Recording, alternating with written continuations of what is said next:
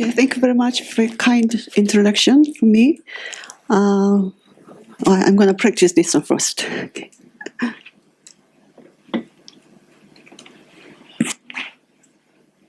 Okay, good. Okay, good morning, everyone. I am Wha-Jin from the Center of Women in Science, Engineering, and Technology in Korea. We call WISET. It is my great pleasure to be here as a speaker. Today, I would like to give a presentation on Korea's policy and the key support programs for women in STEM in various aspects. Okay, this is the table of my presentation contents. First of all, I will explain about the current status of women in STEM in Korea with some statistics and briefly introduce you about WISET, my organization.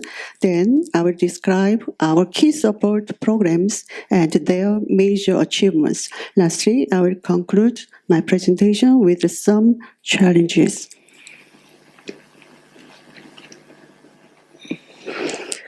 Okay, this figure shows the R&D investment of OECD countries. The horizontal axis represents R&D expenditure ratio of GDP, and the vertical axis represents researchers per thousand human resources. And the scale of each circle stands for the amount of R&D expenditure. As you can see, Korea invests a relatively large amount of money in R&D. In fact, Korea's R&D expenditure by GDP is the highest among OECD countries, around 4.3%. The number of Korean researchers is also higher than that of other countries.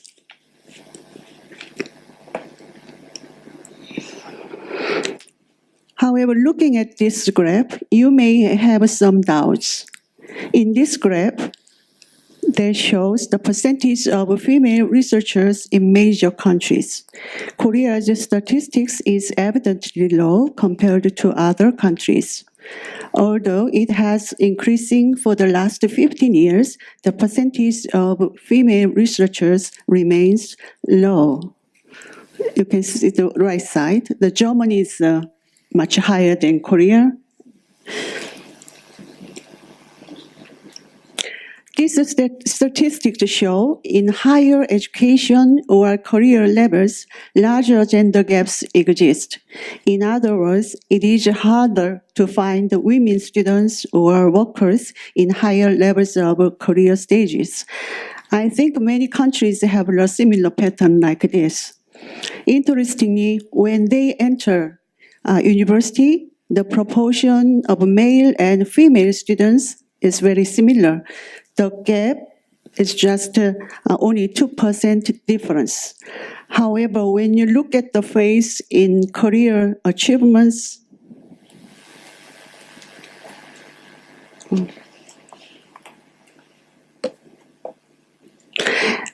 you get the phase in career achievements, the gap between male and female becomes more noticeable and starts to widen.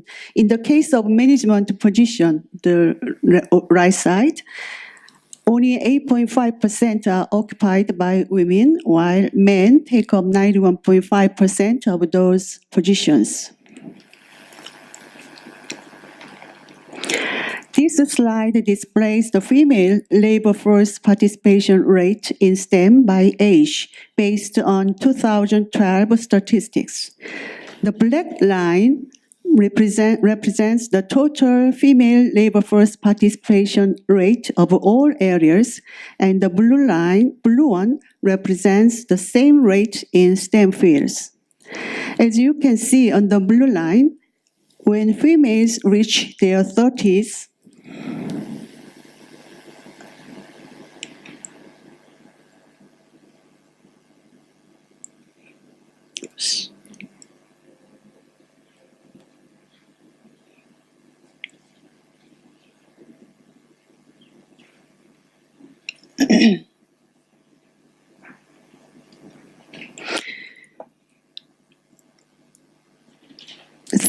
the first career interruption occurs For example, in 2012, around 20% point dropped.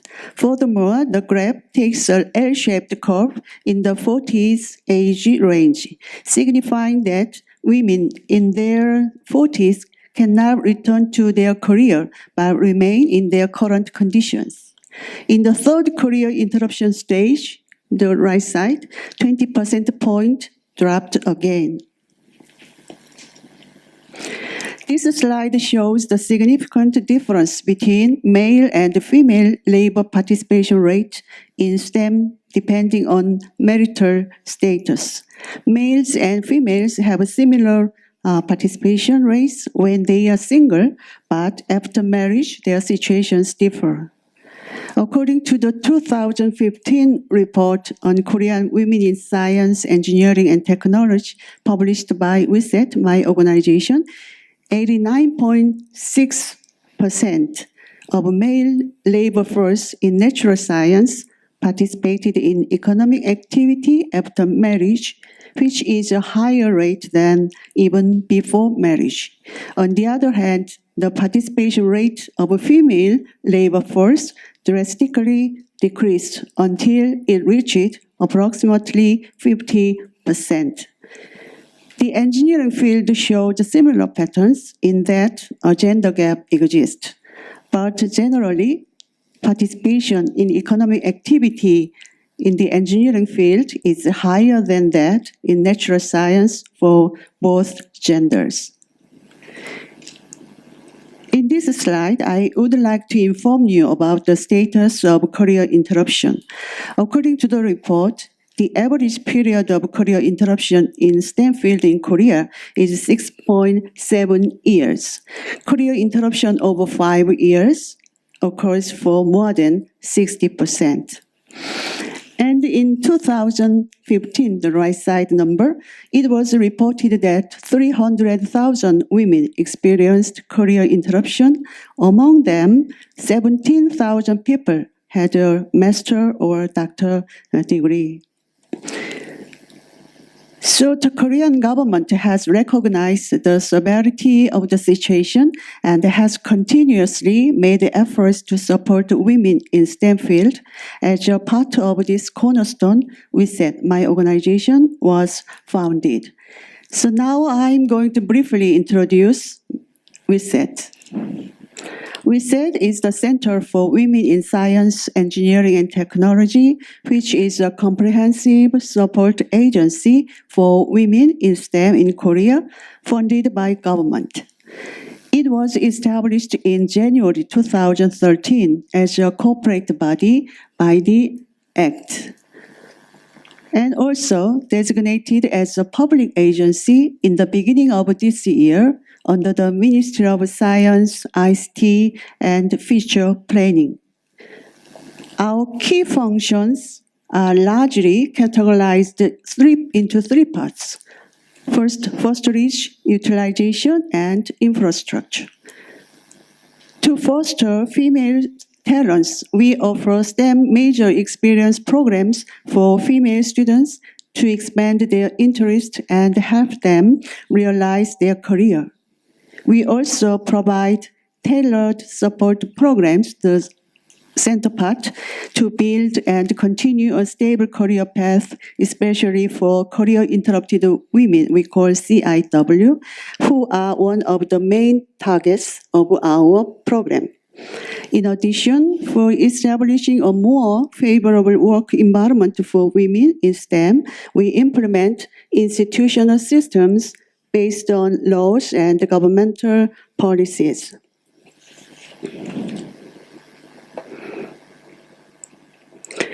Based on our key three primary functions, we are implementing various support programs in the whole career cycle of women in STEM.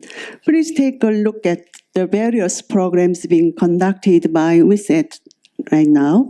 But today, I would like to focus on some key support programs and their achievements relevant to the gender innovation in research. It's a red part.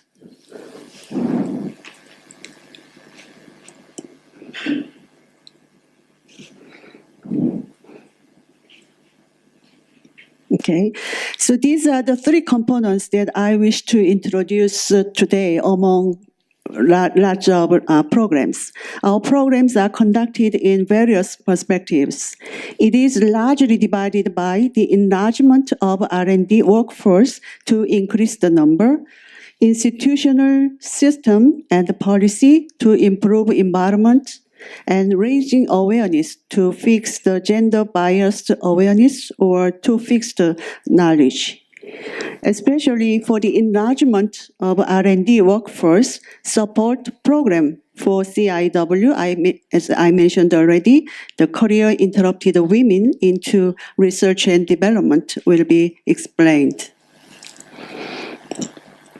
Okay, so support program for CIW into R&D is a program for women whose career was interrupted due to marriage, pregnancy, childbirth, child care and family care, or in unemployed rate. The program has been in operation since 2012. Actually, WISET matches highly educated CIW, Career Interrupted Women, into research and development institutions such as public research institutions, universities, and small and medium-sized private enterprises, and assists research grant to support their return back into labor market. Around 15,400 per year are provided, and it's possible to be provided for 3 years maximum. This is only the outcomes for the program. Since starting this program, the total budget has been increasing every year. In 2017, this year, the budget increased by 3 times more than that of 2012. Furthermore, the participants and the participating institutions have been largely increasing. Particularly, the number of participants with master and doctor degrees has greatly increased, and more small and medium-sized enterprises started to participate in this program. This slide shows some of the outcomes of the program. As you can see on the left side of the slide, the number, after participating the program, career retention rate was recorded as 73.6%, and among them, 80% are in the R&D sector, while 76.8% are in permanent contract position. In this presentation, I wish to share you 3 participant best cases. They had 1 to 3 years of career interruption due to child pregnancy before joining in this program. Through the program, in the beginning, they had the opportunity to work as researchers with temporary contracts in research institutions and universities. And after the program, they have been granted permanent positions. Okay, for the next, as a second the support program, I would like to address operating legal systems like gender quota system for recruitment, STEM attaché, and women-friendly institution innovation program. As an affirmative action, gender quota system is a program that recruits new R&D women workforce up to 30%. In STEM institutions. It is expected to be achieved by 2018, next year. Also, STEM Attaché is a supporting and overseeing program that promotes employment and improves conditions of women workforce in STEM research institutions through the special officer placed at each institution to achieve the government's goals. Also, STEM Attaché works for the women-friendly institution innovation. It is an innovation project for women-friendly environment that runs capacity-building programs and improves working conditions for women. We provide grant assistance to participating institutions, not much, a high amount, small amount of grant. To be more specific, the gender quota system for recruitment is based on the Act on Fostering and Supporting Women in STEM, and targets 103 STEM research institutions funded by government. As an effect of the affirmative action for female recruitment, the ratio of total female researchers has increased, as you can see on the graph. As shown in the graph, percentage of permanent position in public research institution increased approximately 4 percentage point during 10 years. And the most important point is that the permanent position percentage of private enterprises has doubled from 2006 to 2017. Okay, among aforementioned operation legal systems as a representative institution of a successful case, I would like to introduce the National Fusion Research Institution we call NFRI. NFRI has implemented public policy for work-life balance based on Women-Friendly Institution Innovation Program and STEM Attaché.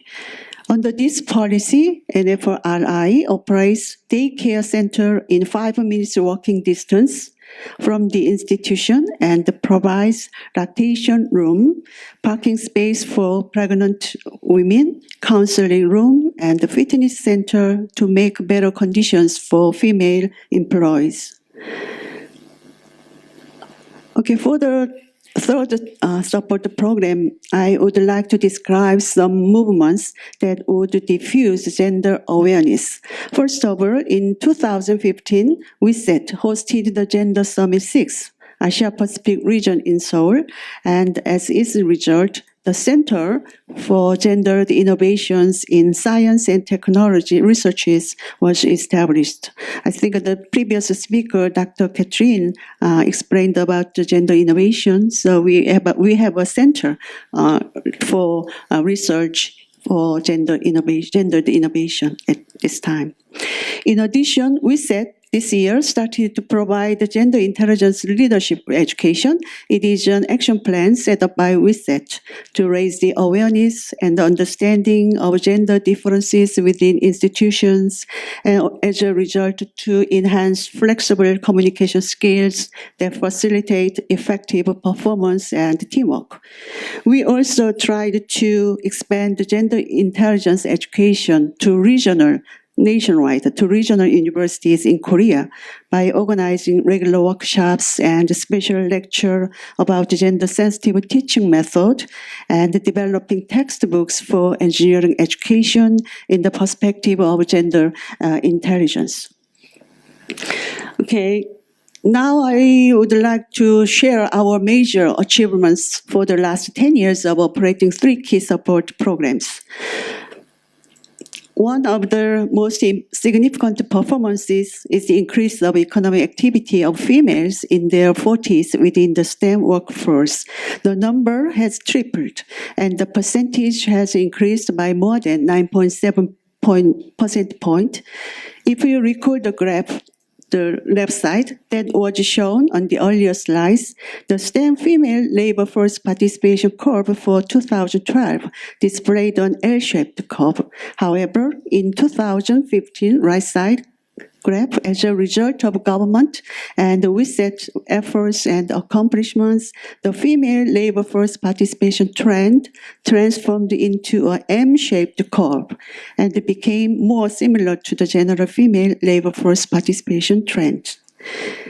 How about in the improvement in employment? In terms of employment, newly recruited female R&D employees have increased, and especially women who have a permanent contract, right side, have increased.